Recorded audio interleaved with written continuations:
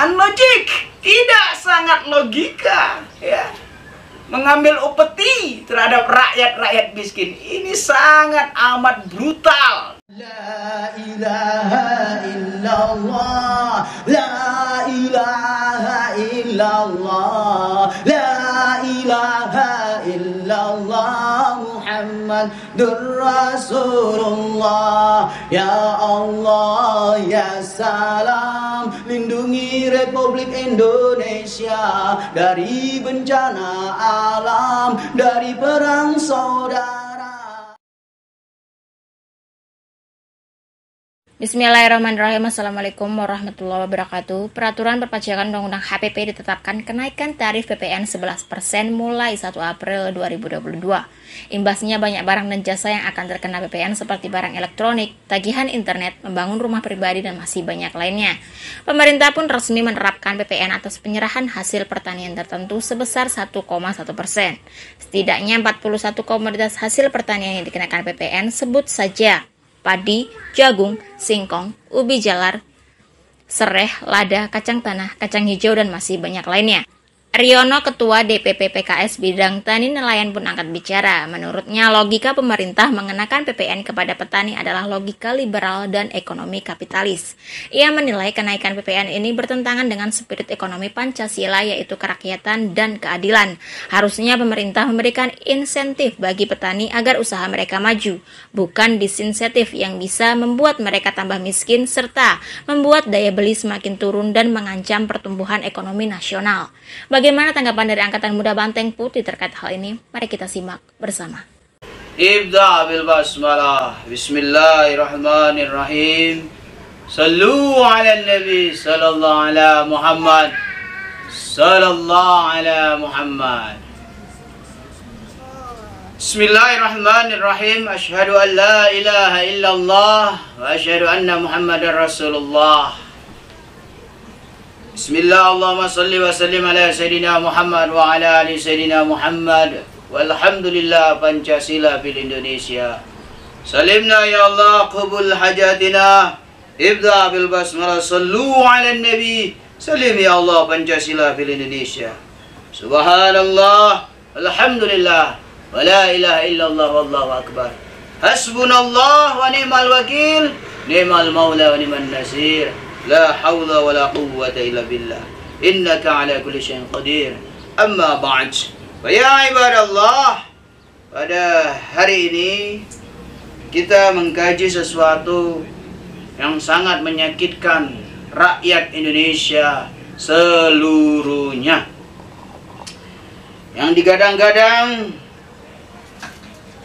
pemerintahan sekarang adalah pemerintahan rakyat ataupun pemerintahan yang merakyat, ternyata hanya lip service saja. Pada prakteknya aplikasi di lapangan kapitalisme dan menindas. Nauzubillah summa nauzubillah. Sebagaimana biasa, sebelum kita mengkaji lebih jauh, berdiskusi lebih detail, kita membacakan satu kata atau dua kata dari kitab ini agar ada sinkronisasinya. Ibda bil basmalah.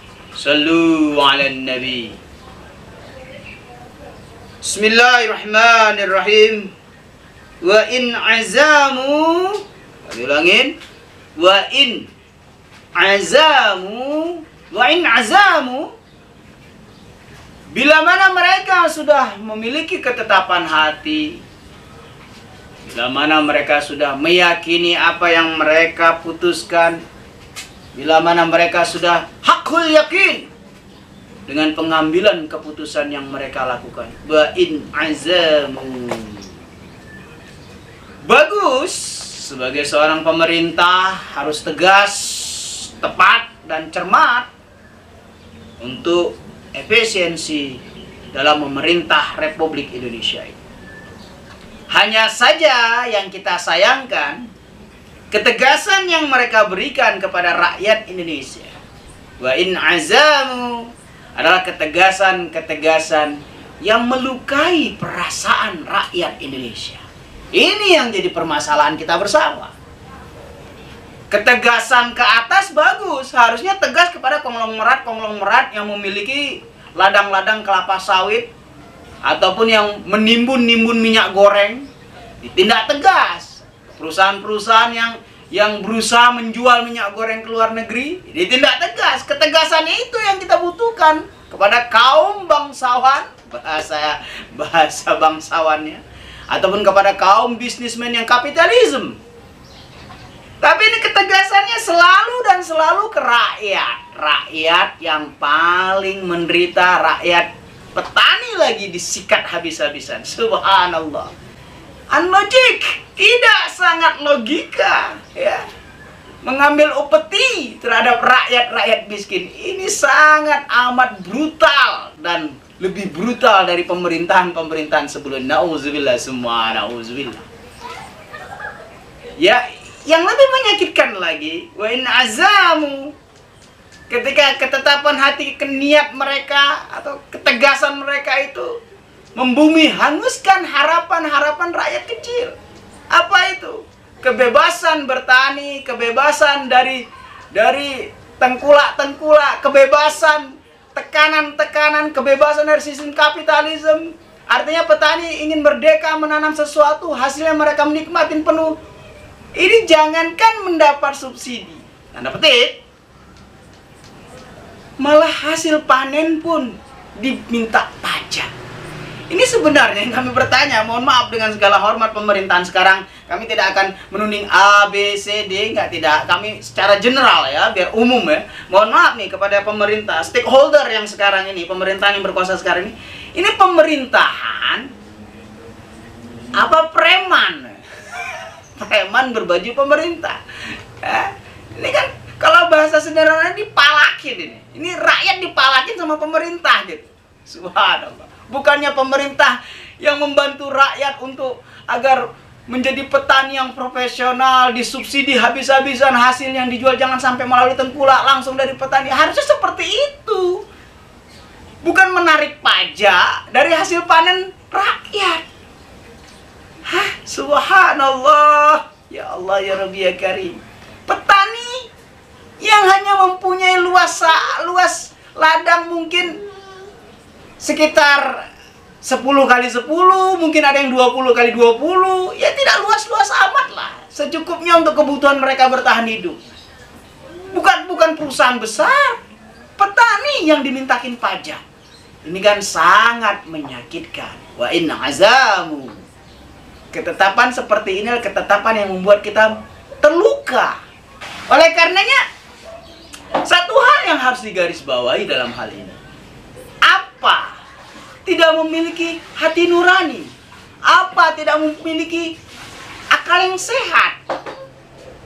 Jangan-jangan pemerintahan sekarang pemerintahan logika yang sakit. Sakit logikanya. Sakit logika pemerintahan sekarang ini. Demi untuk menutupi kekurangan mereka, demi untuk menutupi hutang-hutang, demi kepentingan mereka, rakyat yang jadi korban.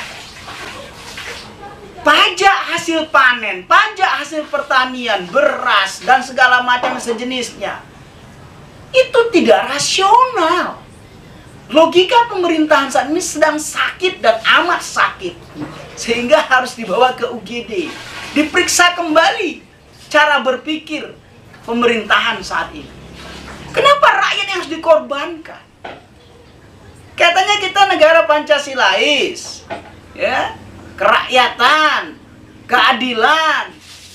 Tapi fakta di lapangan, ini sistem kapitalis yang super kapitalis, monsternya kapitalis ya seperti ini.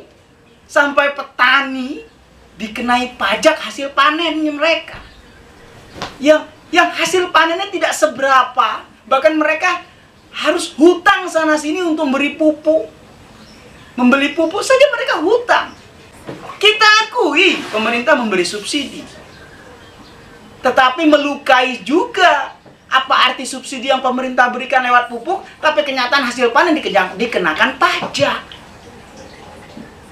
Ini kan sangat amat tidak masuk di akal siapapun. Ahli ekonomi manapun akan mengatakan ini kebijakan yang sangat amat tidak manusiawi.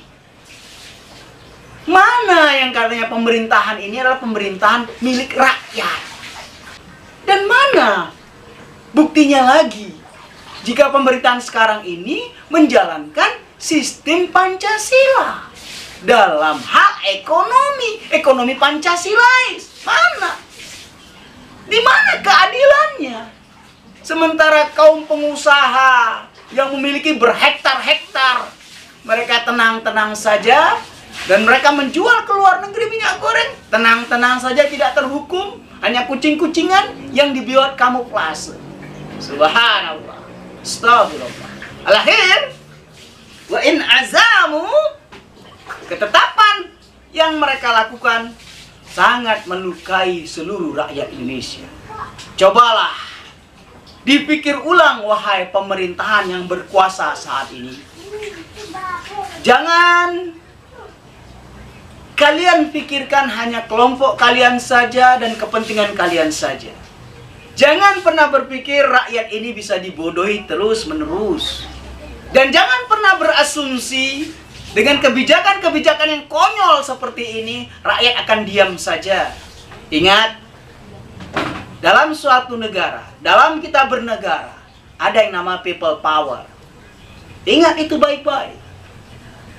Jangan Anda, wahai penguasa, yang membuat rakyat untuk berhimpun dan berkumpul, melahirkan people power itu sendiri. Jadi, pemerintah yang memetik apiknya. Pemerintah sekarang ini telah membuat api dalam sekam, yang lambat laun akan membakar kepemimpinan kalian sendiri. Rakyat akan terlukai, mahasiswa turun ke jalan, para petani sudah mulai merogoh-rogoh kocek mereka demi membayar upeti kepada pemerintahan yang berkuasa saat sekarang ini. Yang jadi pertanyaan kita bersama, ini rezim boneka kah? Ini rezim rakyat kah? Ini rezim kapitalisme, bukan rezim Pancasilais. Nauzubillah, summa nauzubillah. Barakallah, subhanallah, alhamdulillahirabbil alamin.